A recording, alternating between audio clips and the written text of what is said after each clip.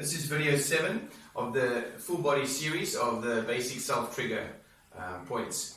So today in video 7 we're going to focus on your gluteus maximus. Arguably one of the most powerful muscles in the body. Very good for helping you with lower back issues and stuff like that. So to start with, I'm going to show you how to self trigger with the hands.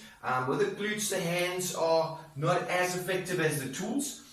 Later on, I'm going to show you with the tools. We're going to use a cricket ball. You can also use a hockey ball or a trigger ball. There's all sorts of bunch of different ones. I find if they sell you trigger balls, they sell it for you for way more expensive just because it's a specific thing. You buy a cricket ball, just a cheap cricket ball or hockey ball at a sports store, works fantastically well. I've also got, you can get at the sports store, you can get like rubber balls that are slightly softer, quite effective as well. Golf balls also quite effective.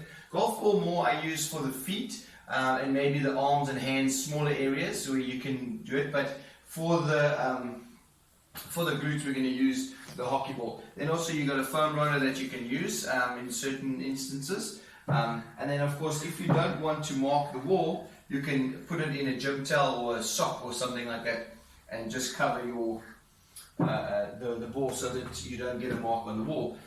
In this instance, I like to use a ball. I'm not too worried about the mark on the wall. Great. So to start off with, we're going to go. I'm going to go slightly on the side profile, not my best profile, but that's okay. Now the leg that you're going to be releasing, I'm going to release my right glute. So I'm going to stand on my left leg, and then basically just the tip of the toe of the leg that I'm working is going to be on the floor just for stability. Always remember not to lock out that knee. Make sure that the muscles are doing the work and not the joints.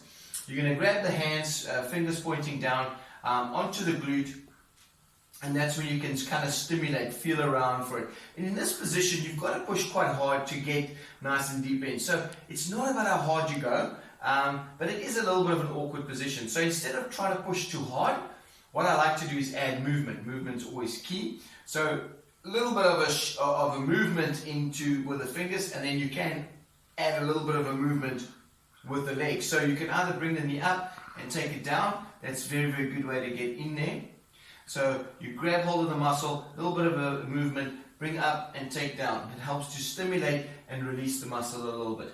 You can also grab hold of the trigger point and add a bit of circular movements from the hip, so the knee going in and out, in and out.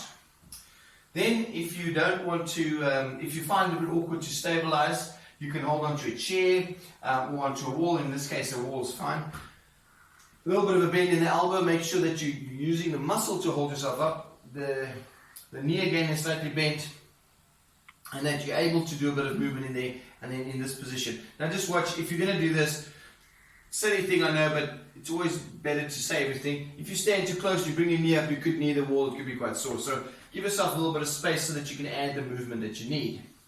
That's quite effective. You can also do it lying down. If this is the floor, lying on your side, and then you can go in here and you can work like that. Therefore, you don't have to stand. I'm not going to necessarily show you on the floor. That was fine. Great. Now what we're going to do is we're going to add the tool. In this case, the cricket ball. I think, or cricket or hockey ball. I'm using a cricket ball, and I think this is it's a very good tool to use. A lot of people like to sit on balls or sit on something hard to release their glutes. I discourage that because your sciatic nerve can be irritated if you go too hard, and it's sometimes hard to control your body weight. So what happens is if you can't control the body weight and you can't keep your muscles loose, the muscle can spasm and irritate the nerve, or you can actually push too hard and irritate the nerve. And trust me, that's not fun. But the wall, it's very seldom you're going to actually hurt yourself. So cricket ball against the wall. This case now I'm going to do the opposite leg just so that I'm facing you. So the left leg, the left glute is going to be released. So I put the ball against the wall, and I gently lean against the ball. Now in that position, I'm hardly even aware of it in there. It's not sore or anything. Now the right leg is going to be the stabilizer, always a little bit of a bend in the knee, and straight away by moving I can feel a lot better in there. So you can just do a little bit of movement like that. The leg that you're releasing always stays nice and relaxed.